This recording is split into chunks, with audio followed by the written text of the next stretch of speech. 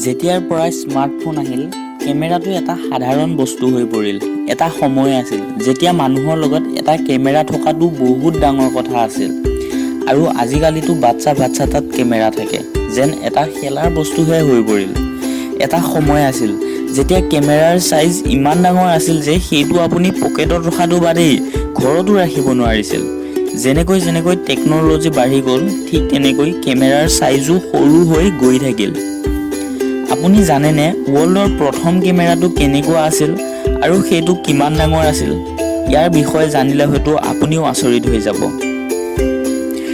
এইটো হ'ল ৱৰ্ল্ডৰ প্ৰথম আৰু সকলোতকৈ ডাঙৰ কেমেৰা। এই কেমেৰাটো জৰ্জ নামৰ এজন ব্যক্তিয়ে বনাইছিল চন 1900-ত।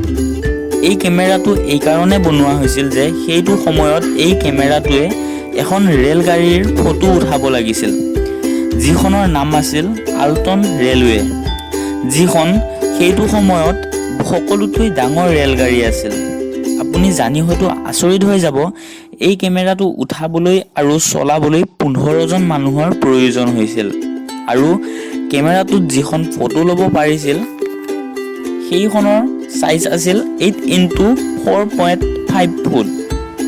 আৰু সেই কেমেৰাটো বনাবলৈ সেইটো সময়ত $5,000 লাগিছিল, যাৰ দাম আজিৰ সময়ত 3 লাখতকৈও বেছি।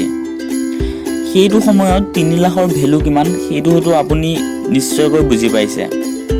এইটোৱে আছিল ৱৰ্ল্ডৰ ফাৰ্ষ্ট কেমেৰা, যিটোৰ বিষয়ে বহুত কম সংখ্যক মানুহে জানে।